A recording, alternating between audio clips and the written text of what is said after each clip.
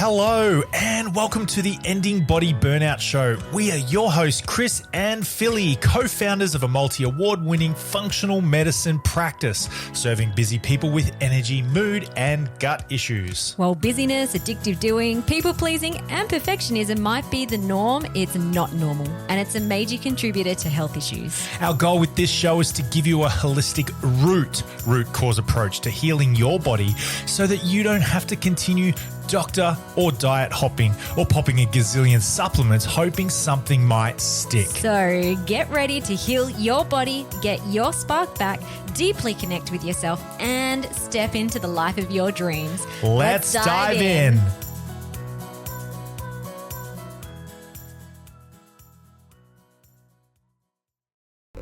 Ladies and gentlemen, boys and girls, welcome to this episode of the Ending Body Burnout Show. I am your host, Chris, and I'm here with my lovely wife, Philippa. Hello. What voice is that? In today's Are we episode, doing like midnight? Hi, welcome to Midnight Love Songs with Chris Billette. Tonight, we're going to hear one of your favorite tracks. And I From Celine Dion. will always love you. Sorry, ladies and gentlemen, that wasn't Celine Dion. That was Deline Sion. Okay, so today on the podcast, Let's keep that. we are talking all about how you can access your inner strength and your inner knowing. And we're just going to roll with it.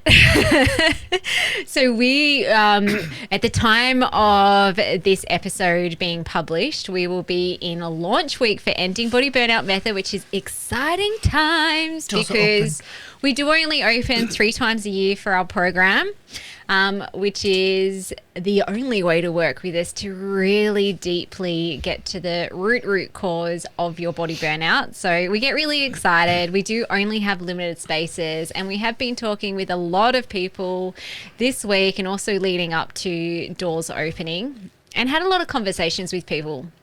And something that we notice as a pattern are the fence sitters. It's kind of like, it all sounds great. I think this is what I need. I think this would be awesome, but I don't know. Can I? Should I? Is it going to work for me? And so this is a common human trait, by the way, that some people get stuck in, the pattern of analysis-paralysis, self-doubt, making excuses, and then not moving forward in creating or making a confident decision and going after your health, your healing, and even your dreams. So we thought we'd do an episode on accessing your inner strength, specifically around decision making, which will help leap you forward in your healing journey and create the health and life that you want.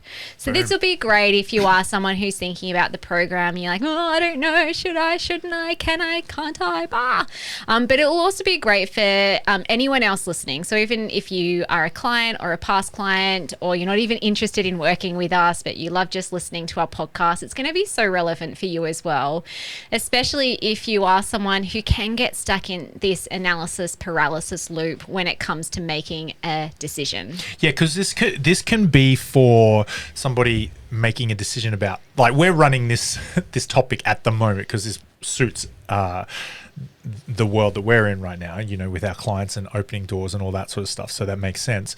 But then for those of you who are perhaps listening to this not this week, so in the future, hi, how's it going over there? 10 years from now. How you doing in the future? What's going on? Or you're in our method already and you're working with us. I pick a thing, anything where you feel like you're running that pattern that Philly was just mentioning, that analysis paralysis type pattern where you don't make a decision, you don't pull the trigger, you just kind of wait and wait and wait and wait, and you accumulate. If that sounds like you, keep listening and try and apply something, brainstorm to something. And maybe you actually, if you think back in the last week or the last month, maybe there is something that you've been mulling over in terms of like, this would be really good. It might even be like purchasing a robot vacuum cleaner, or it might be, what school should I send my child to, or what brand diet should I do? What brand ultralight quilt should you get? Like whatever it is, should I go for a walk every day or should I do something else? It's a common pattern that we actually see with people with body burnout. It goes very closely hand in hand with perfectionism patterns, which will lead to body burnout. Like, I have to get it right. I don't know. I have to research all the things before I make a decision because what if I get it wrong? And so it can get you stuck in that pattern. Yeah. Also, if you have unconscious core beliefs that are hidden or unresolved or not yet rewired, like there's something wrong with me, that will also cause someone to feel like they struggle to make decisions, like weak, incapable, broken somehow. It's like, well, if in every cell of your body and your unconscious mind, you believe that there's something wrong with you, making decisions can be really scary.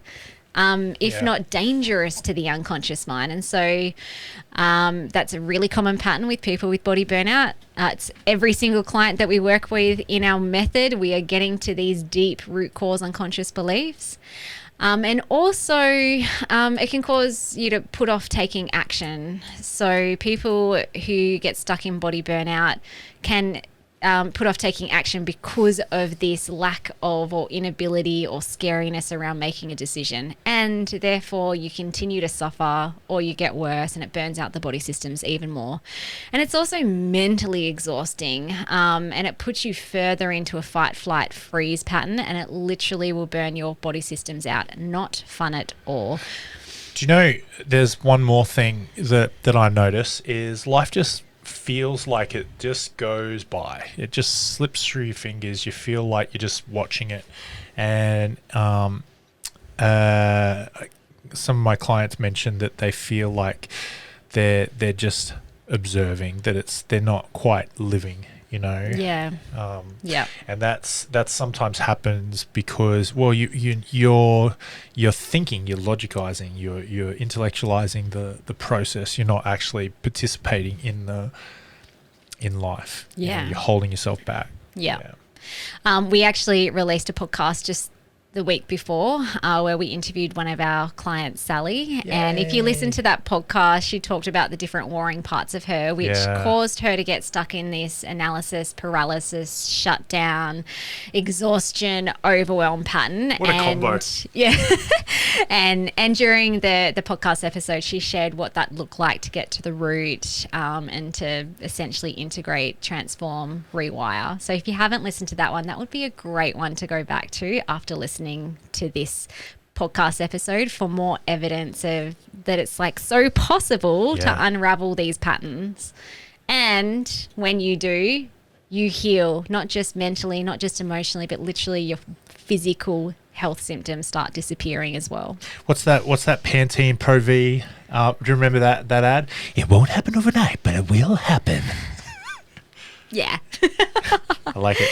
Okay, so let's dive in. So really at the end of this episode, we want to help you to access your own inner strength and knowing so you can make decisions, solve problems, move forward in your goals, heal, thrive, grow, and create what you want.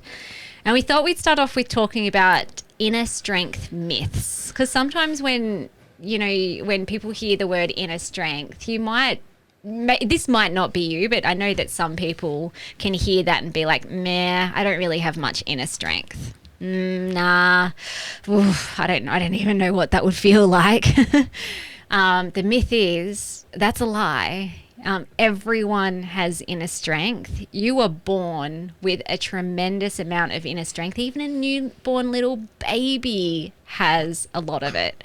So you do have inner strength. The difference between looking at someone who steps into their power, makes confident decisions, moves forward, creates what they want, and the person that doesn't is that the person that does move forward knows how to access their inner strength. The person who stays stuck just hasn't learnt yet how to access it. And you might have accessed inner strength at some point. You might have done that unconsciously, unintentionally, but most likely if you're a human being and you've lived a life, you have accessed it. It's just that it's unconsciously incompetent in terms of how that shows up, and it might not be showing up very often because you don't know how to access it especially when times get tough. And it's scary sometimes.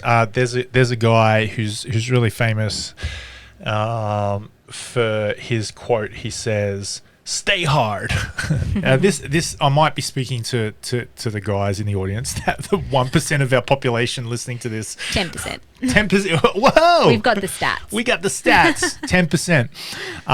So fellas, but also I feel like this is a masculine ideology, and it's stay hard, work.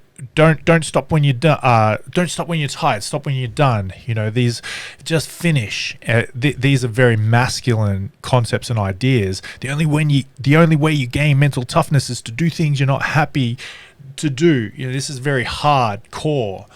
And for those of you who are listening to this, maybe overwhelmed and stretched in body burnout, that's a very dangerous ideology. It's very threatening. It's very hurtful, very hard. It's very triggering because you're exhausted, you're drained, you're tired. And so to think about stretching yourself and accessing inner strength, but then you've got the popular ideologies of today screaming at you, stay hard, masculine, do, effort. Wow. That's quite draining when the stereotype of strength is that sort of masculine ideology, right? You know what I'm saying? Yeah. So if we're breaking myths around inner strength actually isn't that. Yeah. Like it's not cool. It's not willpower, it's not self-discipline, it's not go hard. It's actually deeply trusting yourself. I love it. Now we can hang up the episode. Yeah, the end. So thank you guys for listening. No, we will get to that very shortly. But yeah, no, that's a good point, Chris.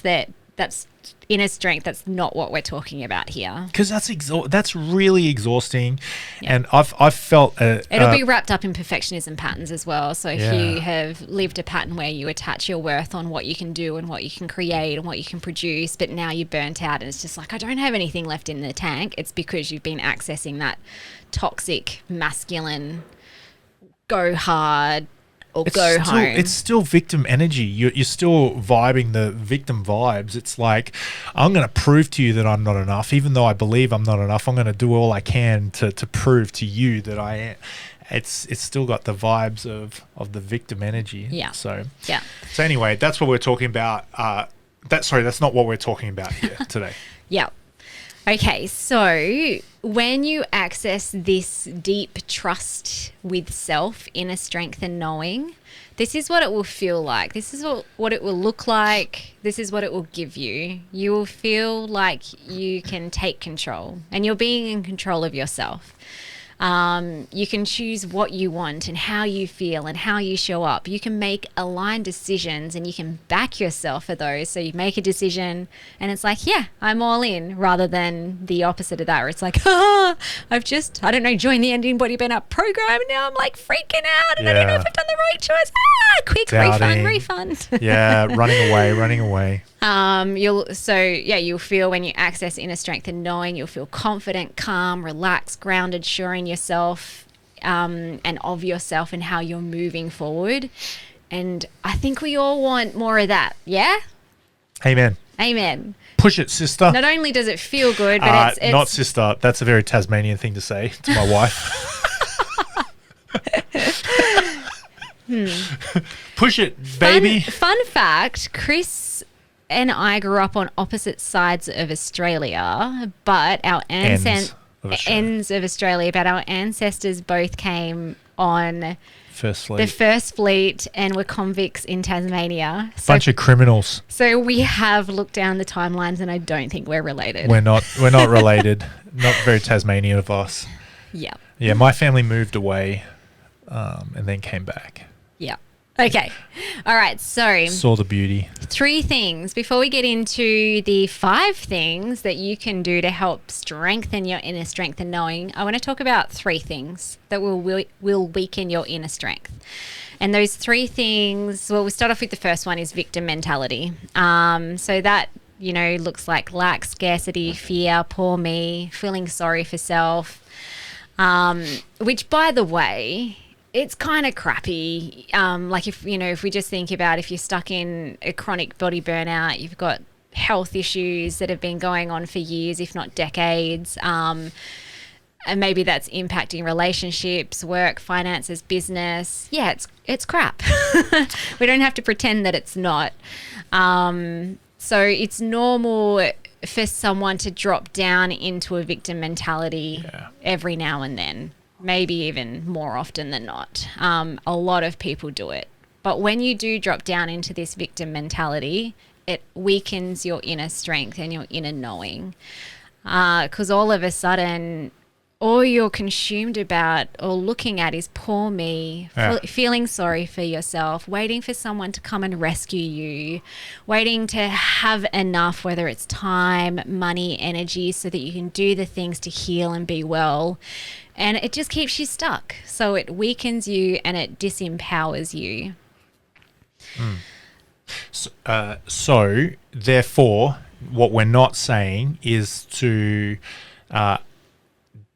dislike that part of you that's in this stage, is to wrap your loving arms around that version of yourself and accept that you're in this state, and take responsibility, not blame, not accuse, not vilify and hate, but to say, I see you wanting for something different.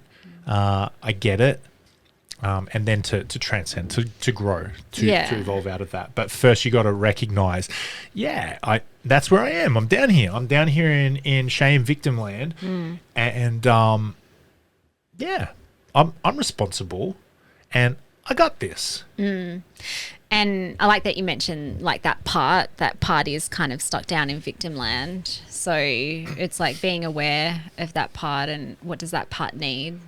And by you starting to show self-compassion and gentleness to self, you've actually automatically moved above the line, moved into empowerment and no longer in victim. So it's almost like you can actually hold to what feel like contradictory parts of you at the same time, and that's actually what heals you. So you're not pretending, you're not kind of like, again, forcing yourself to be happy and okay about this and all right, I'll just pull my socks up and I'll get on with it. It's like, I noticed that I'm in victim land. Oh, okay, and this is the part of me that's really sad at the moment, or angry or frustrated.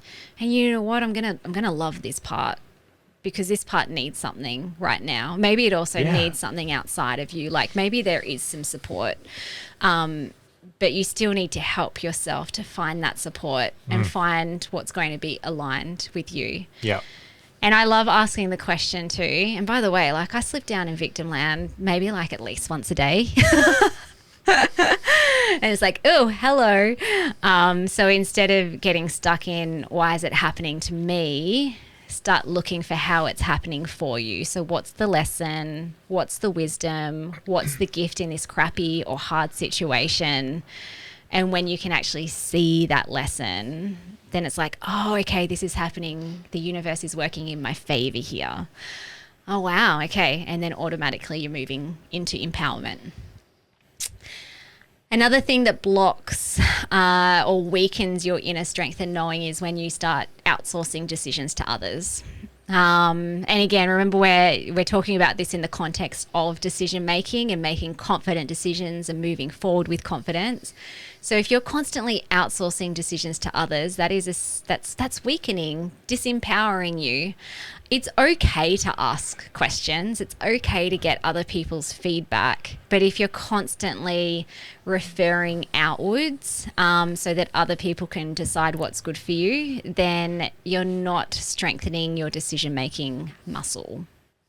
Yeah. And now I think you're about to talk about this, but sometimes we'll have clients will say to us something like, I want to have check-ins with my partner or my friend or my social group or you guys to see how I'm going, or to help me to do the thing or something. It sounds nice to be able to have support like that, but I think that the quick check-in, whenever that statement comes up, and it happens often, is to just do a little vibe check with that person, and just to say, hey, just a quick little vibe check. Underneath that, is there any fear or insecurity or people pleasingness, or is there a little pattern in there around having the urge to check in with your partner? Is this the vibe of love and support and acceptance, or is this the vibe of fear and outsourcing? So we're talking about, hey, have that support, but like, you got this. Keep your power. You're strong enough. You've got this inner strength. Have that partner, sibling, friend, practitioner, but most important, you've got you. Yeah, and it will show up in two main ways, this outsourcing to others. So Chris mentioned people pleasing, which can be really common. So it's like, all right, especially for I see this not a lot in males, but very often in women who are married or have an intimate partner. It's kind of like, I'll just have to check to make sure that it's okay if I buy those lab tests, or if it's okay if I don't know, sign up to your ending body burnout method. I'll just need to have a chat with my husband. I rarely hear that from a male. I've only ever heard it once from a male client where he has said, I'll just have to check with my wife. So it's also patriarchal, kind of cultural as well, that women feel like they... I've got something to say about that. That women feel like they need to ask permission in order to do something. And it is people pleasing. It's kind of like, I don't want to rock the boat. I don't want to cause conflict. I don't want to take away from the family. And so essentially there's lack of self-worth underneath it. There's something underneath where you don't feel like you're enough to just make the decision for yourself, because you know that it feels right and it feels good for you. I think this is why one of the reasons why we have more women than men in our anybody burnout method is because guys actually do it in a backwards kind of way. To prove their strength, therefore covering up their insecurity, they won't ask for help and they won't reach out.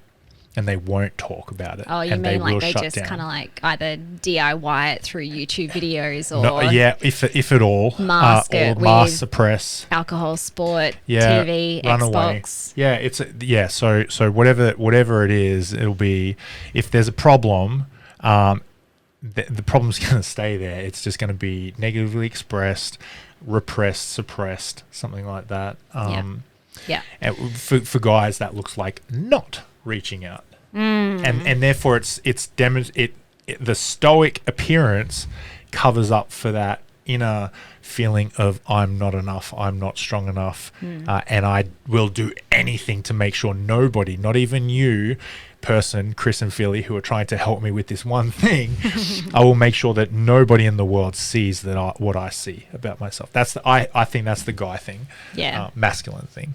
Generally speaking. Yeah, almost all guys. One other thing around that before we move on to the third point is it can also be a bit of a trauma response. So if you've had an experience in the past, even as a little kid or teen, or earlier in your adult years, where you did actually make some decisions and it went wrong, then decision making can feel really unsafe. And so therefore it's it feels safer to outsource my decision making to someone else. Also, there can be a little bit of victim mentality in that too, because, if things go wrong, it's their fault, not my fault. If this doesn't work for me, it's not me who made the decision, it was their decision. Could happen in a marriage sometimes. I'm doing a little smile because I'm like, I can think about in the past, or I'm like, Chris, you decide, and then if it doesn't work, it's all your fault. Okay, the third thing that will weaken your inner strength and knowing is getting stuck in perfectionism pattern of, what if I'm wrong? I need to do more research. So if you're noticing this pattern, what if I'm wrong? I need to do more research. And then 6 months later, you're still doing research and you still haven't made a decision.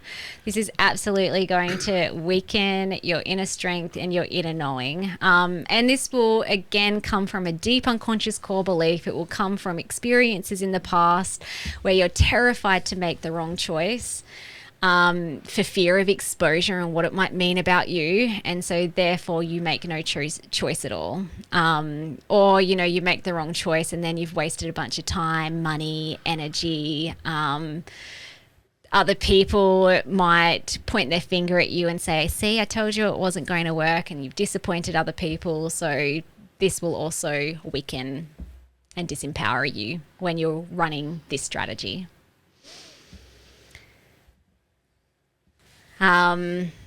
Sometimes it can also show up as like not just research, but just again asking more and more and more people are waiting for the perfect sign. It's like I got to wait until all the ducks are in the row and then I'll know that this is the right thing. There's never going to be the right time. So trust your inner knowing, which we will get to in a seckie. And different people are different. So I would say do a reasonable amount of research and learning. I actually think that's really important. Sometimes we have had some people join our program, Ending Body Burnout Method, from a referral, and they have no idea what they're getting into. And it can go two ways. Either they're like, you know, they need a lot of education initially in order to be on board on the same page to see how this can work for them. Or they're like, what am I doing? And then they kind of just disappear. They run away. It's like, I didn't know this is what I was signing up for. So I think it's really important to actually do some research, learn about the thing that you want to make a decision on, whether it's like a physical thing you want to purchase or a program you want to purchase or a place you want to visit or the school that you want your kids to go to. But when it feels aligned, take action. So if you're researching more than 6 months, I mean, I don't think there's any time frame. I'm someone who is quite slow in making a decision. Definitely in the past, there was a lot of fear energy underneath that. Now it's more kind of just like a slowness in a, actually, no, if the pain or the problem or the struggle is high enough, I will make a decision really fast. If it's kind of like that would be a nice thing to do, you know, I'll just sit with it for a while until I'm like, all right, ready to go. Whereas you're a bit more, you do a little bit of research, hey, but then you kind of just jump in. I do. I'm as a non-neurotip, I will become immersed in research, and then I ding, and then it's done, and then I'm like, add to cart, purchase, and Philly's like, hey, what's you doing? And I'm like, oh, this. What? How come? I'm like, this reason. So yeah, I'm very comfortable accessing my inner strength. Maybe my challenge is a little bit different to the topic of today's call. It's about having some catch ups and bringing others who are meaningful along for the ride, not just going solo. There is research. It's really from a marketing business point of view that people generally need to consume about 7 hours of content before they make a decision to purchase something. And I would also apply that to something that you're not purchasing but you're choosing to do, which is cool. So it's kind of like if you're someone stuck in this over analysis and then you get paralysis and then you continue researching, it's just like I'd actually give yourself a little bit of a time frame and say no more than 7 hours. If after 7 hours of consuming this content it doesn't feel right or aligned, cool, go to something else. If it does, it's like cool, pull the ready to go button. That's about right, I reckon, based on my experience of myself, because I watch everything in 2-speed, so it's about 3.5 hours of content for me. Yeah, that's good. Okay. Oh, I don't know if I should. I had a story. Okay, I'll just real briefly share this story because it aligns or it practically shows how I was actually weakening my inner strength and knowing really recently when I was preparing this podcast episode. Amazing. Yeah, it was literally like a week or two. I think it was last week. And just for a little bit of context, so if you're a client of ours and you attend or watch back our live workshops. Oh no, I've spoke about it on stories as well. So anyway, if you're in the inside knowing of Wow. me, Philly, it was about a month ago I got gastro for 2 days. Thought I was going to die, but I didn't. Recovered fine from it, but it threw my hormones really out of whack. So I literally, like, it disappeared. I literally skipped a whole period, and I've got my period now. Yay. But it was, We thought we were going to have a baby. I think we thought we did some pregnancy tests. It was about a 7-week cycle, which is very long. And so, yeah, I did a couple of pregnancy tests because I'm like, holy crap, am I pregnant? What's going on? But anyway, what I noticed was not only did my period disappear, but I felt quite hormonal some days. Some days were fine, but other days I was just like, I don't feel myself. I feel apathetic. I even said to Chris, I've lost my mojo. What's wrong with me? I struggled getting into things. I struggled making decisions, and I was feeling quite emotional on some days, including this day that I was preparing for this podcast. So I was massively dropping into victim mentality. And like I could even hear it in my language, in my thought patterns and what I was saying out loud. It was like, it's my hormones, blaming my hormones. I can't do this. Chris, you do this. I do so much for this podcast. Amazing. I prepare so much. It's your turn to step up. I didn't say that out loud to Chris. It was more passive aggressive. And it's like, this sucks. Why am I feeling hormonal? Well, I know. It's like, I hate the gastro. So I was massively victim. Victim mode activated. And then, like, I just struggled to prep for this podcast. So I was coming at it from a place of weakness. I couldn't even make a decision around, like, the topic. And then I eventually got to the topic, and then I couldn't make a decision around what to put in the topic. And I started outsourcing to others. Like, I literally started looking for other people's opinions. So I'm like, who else has done a podcast on this topic? That confused me even more because I'm like, I don't want to copy them. And they also don't have the same audience as us. And then I'm like, Chris, what should we do? And then Chris is like, I'll use ChatGPT. And then I'm like, I've already done that, and ChatGPT didn't give me the right answers. I love it. It was, to put it succinctly, you're like, Chris, I need some help. I need some help from you for this topic of not externalizing and not outsourcing responsibility, and to reclaim your power and to notice your inner strength. I'm like, so like right now, like you need help to do what you're doing right now. Yeah, exactly. And so it was so funny. Oh, actually, before I get to the light bulb moment, I was also, playing like that perfectionism pattern as well of like, what if I get it wrong? I'm like, this is going to be a really important episode because it'll be dropping during the launch period, and it might help people to like step into their own inner knowing and their inner power so they can heal and be well and take the steps. And so, I'm like thinking about other people too. And I'm like, I don't know if this is going to land for people. And then when I asked Chris for help, or really I was just asking him to solve the problem for me and make a decision, so I didn't have to do it anymore. Then I got clear on, this isn't just about inner strength, it's about making a decision because I'm currently stuck here. And then all of a sudden, light bulb moment, I went for a walk in the afternoon. I didn't look at this podcast episode until the day after, and then I opened up my laptop and all these ideas and creative juices started flowing. So during that light bulb moment and what I did afterwards, I was actually able to step into strengthening my inner strength and inner knowing. And this is what we want to take you through now. The 5 practical strategies or steps to help you access your inner strength and your inner knowing. 5 practical steps to help you with your inner strength and knowing. Yeah. And as I was mapping these out, I kind of like tapped into what I do. And it's quite linear. Now, you don't have to do these like 5 steps in a linear way. There might just be 1 or 2 that really resonate. That's like, oh yeah, I might practice and try that on. Personally, for me, I stuck all 5 of these on together. So number 1 is trust that the deepest part of you that wants the best for you. Now, some people will use different language for that. So it's like trust your intuition, trust your gut, trust your heart, trust your soul, trust your spirit, trust your higher brain or higher mind.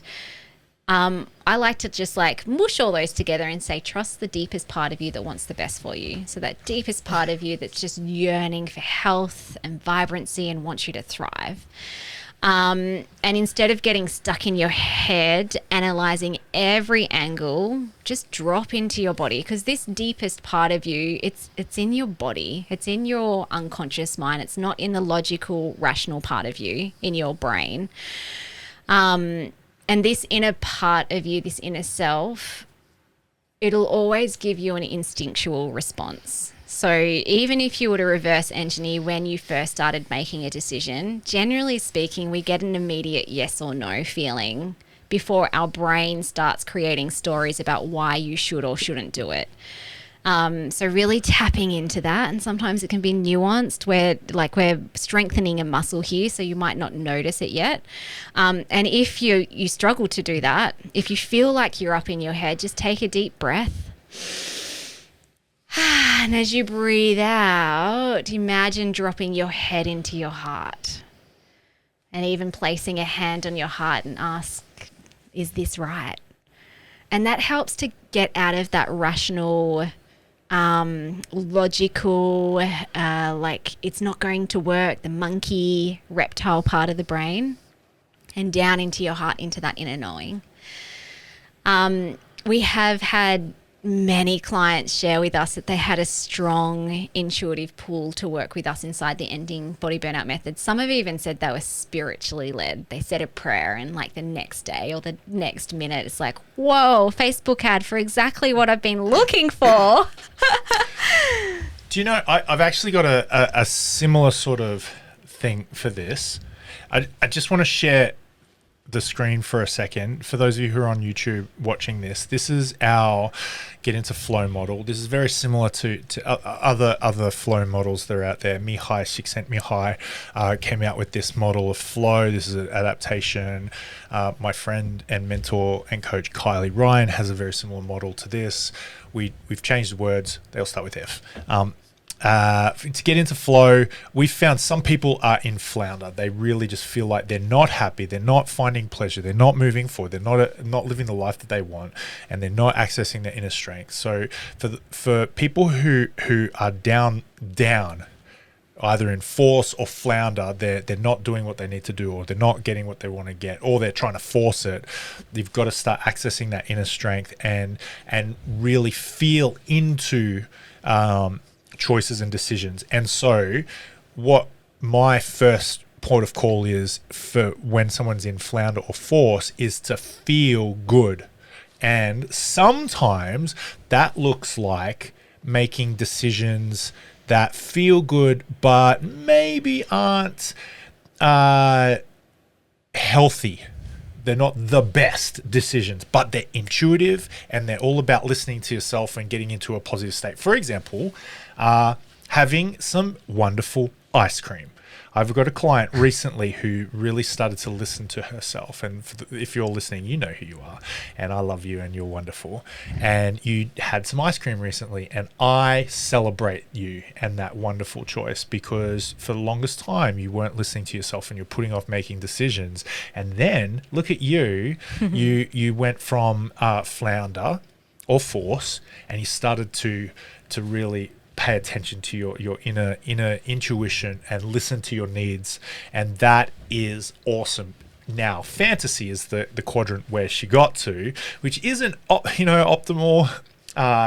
So instead of trying to suppress the intuition and the inner strength and not having the ice cream, now start training that muscle that you just accessed. Start training it. Instead of trying to suppress the intuition, now start getting better decisions. So instead of having the ice cream, maybe it's a homemade organic or blah, blah, blah. Panna or something. ice cream. Panna or even what you made for Father's Day the other day. Yeah, it's just frozen bananas with coconut sugar and coconut cream. So yummy. And the peanuts. So yummy. I loved it.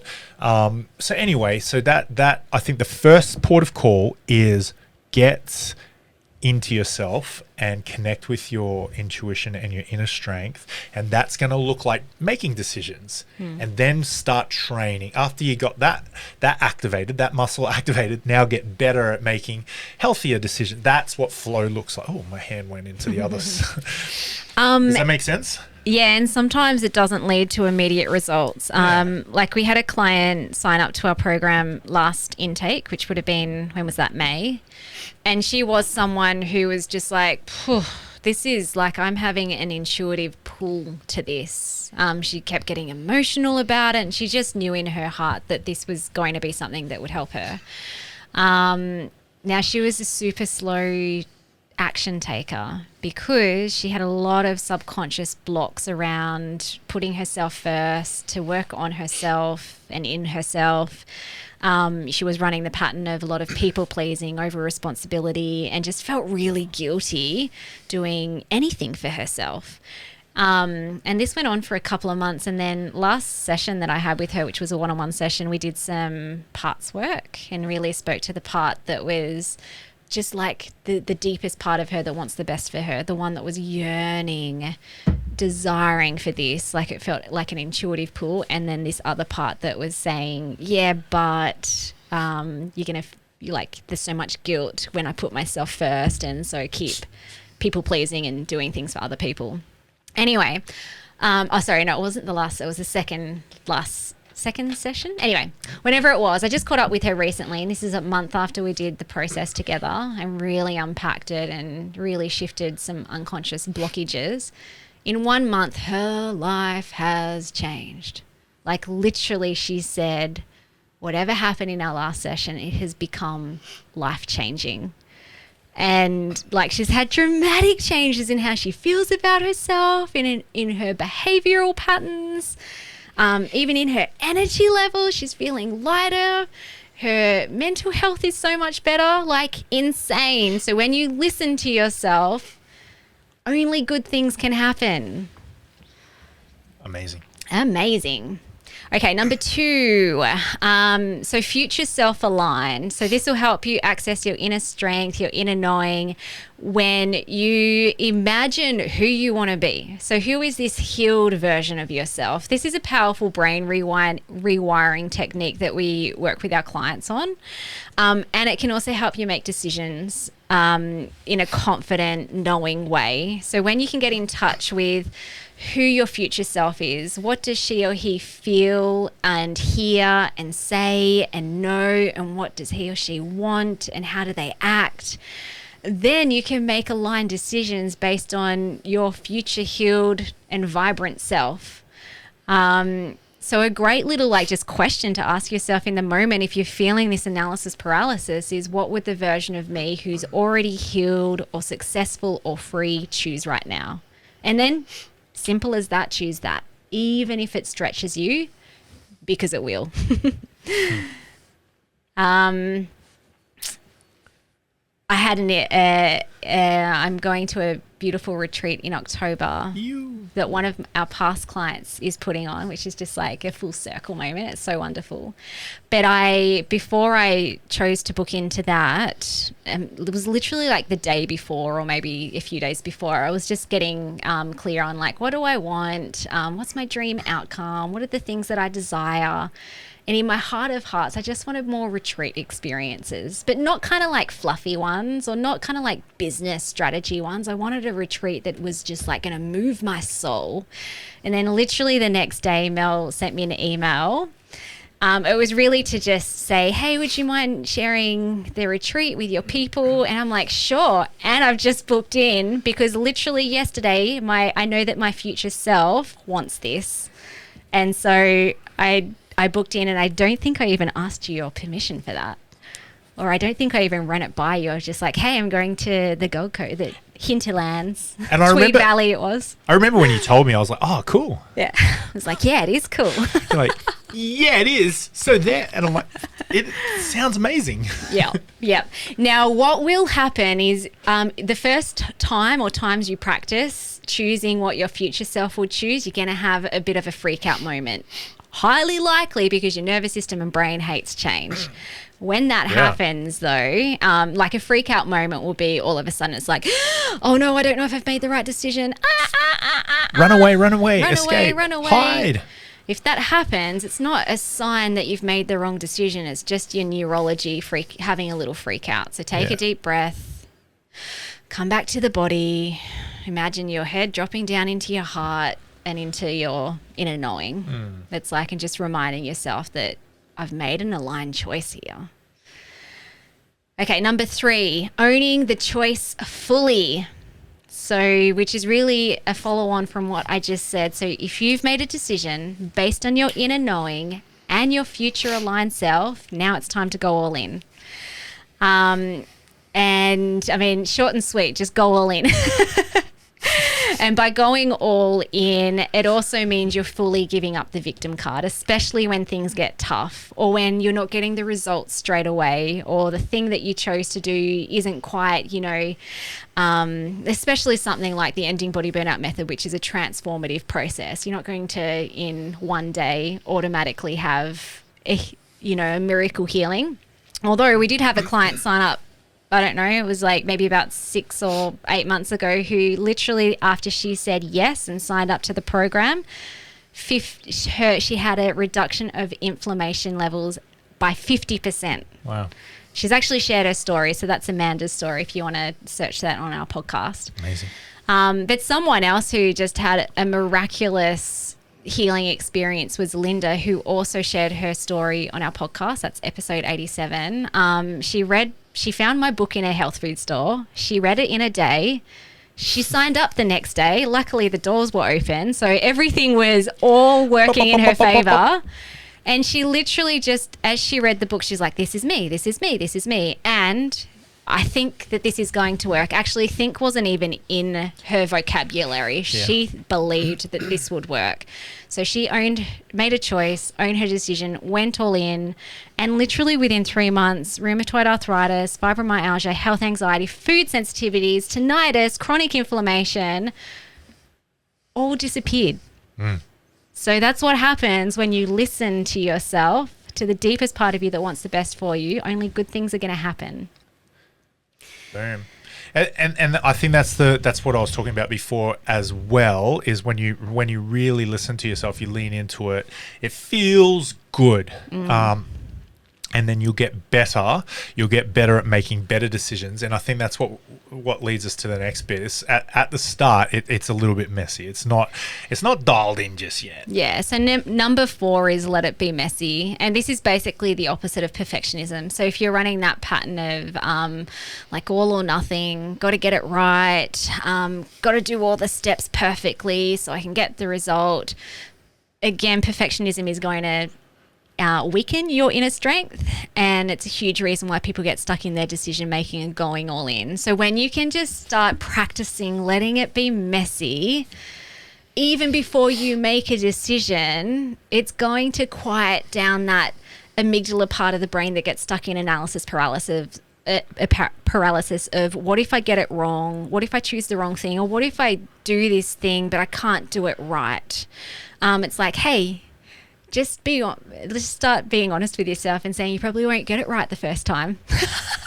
There's lots of people who start working through our method and they're like messily, organically, spirally, trying things, failing, trying again, failing. Failing is not failure. It's just like you haven't quite got it yet. It's just feedback. So when you can be messy, or just start practicing being messy, imperfect, make mistakes, try again. That's all part of healing, and it's actually very necessary. And if you stuff up or you don't get it right the first time, it doesn't mean that you're no good. It's just part of the process. So lean in and be messy. You just said it, like one of my very favorite affirmations when I was unraveling my own past perfectionism patterns was there is no failure, only feedback. Probably said it to myself like maybe 20 times a day, but it worked because now I'm like, whatever, like if I stuff up, if I mess up, cool. It's just a bit of feedback. It's fine. All beautiful creations come with a bit of mess. Yeah. Literally. Okay. Last one. So the last point, number 5, that will help you strengthen your inner strength and weakness. And this is probably one of my favorite ones, because I didn't used to believe this. But number 5 is there is no wasted time or money. Boom. Yep. So this Put that on a t-shirt, baby. This is really powerful, especially if you are running a scarcity pattern around money or time. So there is no wasted time or money. So personally for me, I ran a massive money scarcity in the past. It was probably the source of many of our relationship tensions. And it was it was a big thing that was causing stress and burnout and physical symptoms to arise because I was so dysregulated about that. And it was a massive sticking point for me to be able to make decisions, especially when it came to a financial investment. And I'm talking about even like choosing to pay for a $100 course or a $10,000 one-on-one program. Didn't really matter how much or how little it was. It was still like, am I going to make the right choice? $100. Oh, I don't know. What if I just waste my money? What if I buy the thing and it doesn't work? Or I can't do it? Or what was promised to me isn't given, then I've wasted all that money. You might resonate with that. Maybe you might resonate more with time. Maybe time might be a bigger sticking point for you. Like, what if it doesn't work? Then I've wasted all this time, the last 6 months or the last, 3 weeks or the last 12 months. It's all just a waste of time when I could have done something else and got the result over there. So from someone who used to run this pattern, let me tell you, and also someone who started trying to resolve her health issues back in my 20s. I'm now 41 years old. So 20 years of experience in investing a bucket load of time and money into healing and health and vibrancy. And like now I spend more money on like personal development and just like going the next level. There is no wasted time or money. And I do remember in the past, I felt like there were things that I wasted my money or my time on. But now in hindsight, I can look back and hand on heart, they were not a waste at all because they were the stepping stones that led me to having the results that I now have. They taught me so many things about what wasn't working or what I didn't want. But most of all, they taught me a lot about what was important. It taught me a lot about myself. Yeah. So there never is wasted time or money. Well, the opposite of being a victim is a victor. And when you're a victor, life happens for you. You use it. You use the resources in this arena that we're all in life. When dirt gets kicked up in your face, you use the dirt, you use it, you use the stuff, use all the tools at your advantage. You don't need anything. You already have everything inside of you that you need. And so that includes experiences. So anything that you have experienced, anything you have participated in, everything that you've purchased, everything that you've done, it's all giants, and you're always standing on the shoulders of giants, and you're always growing, you're always moving forwards. Life happens for you. Yeah. Love it. Okay. So that's it. If you want some more support, more guidance in terms of breaking through doubts, rewiring your brain, we do have some free events this week if you're listening to the podcast episode on the day that it's published. So this week we've got our free event, Rewire Your Brain to Heal Body Burnout. That's happening on 23rd, 24th and 25th at 12 p.m. AEST. So come along to that if you would love to. It's a great way of just experiencing how Chris and I work with our clients inside our Ending Body Burnout method as well. So essentially every day we take you through the 3 main steps in our method that help our clients to end their body burnout. And you'll get like so much practical coaching, and we'll take you through some somatic practices as well in those sessions, which is always lovely. And then on Monday, the 29th of September, we also have a breakthrough your 5 healing blocks. I think I've stuffed that title up. Breakthrough 5 healing blocks to end your body burnout. Yeah, something like that. But essentially, we will go deeper on today's topic where we'll help you break through 5 of the most common blocks that stop people from moving forward in their healing journey. That is based on working with thousands of clients and over almost 30 years of combined experience in the health industry. It'll really build on what we've been talking about today, that workshop for sure. Yeah. And if you would love to work with us one-on-one, our Ending Body Burnout method is open now. Doors do close on the 30th of September, so we do only have doors open for a week. There are limited spaces. There's 2 options of working with us inside the program. So there's a private one-on-one and then there's a semi-private. Both of those do include one-on-one coaching, consulting, support. The private one includes more. So we have very limited spaces. Yeah, and that's not a sales pitch. It's not a sales literally, pitch. we only have limited spaces. Yeah. Guys. Look, this number might change because our doors would have been open to our wait list before this podcast releases, but I think I worked out we could only take in about 27 people. That's not much. And most of the time, 50 to 75% of people join up during the early bird waitlist period, which has happened before this episode drops. So if you are a keen bean, just go down to the show notes and you can find all those links. Hurry up, get into it. I love it.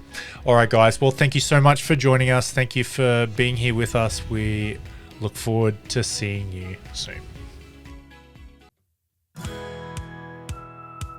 Thank you so much for listening. We so appreciate you. If you'd like to give us extra smiles, drop us a review and spread the love by sharing this episode. You can also rate your own state of burnout and the root cause contributors by taking our Ending Body Burnout assessment on our website. And if you're interested in learning about our group or one-on-one Ending Body Burnout programs, shoot us a DM via Instagram or Facebook. Have the best day ever.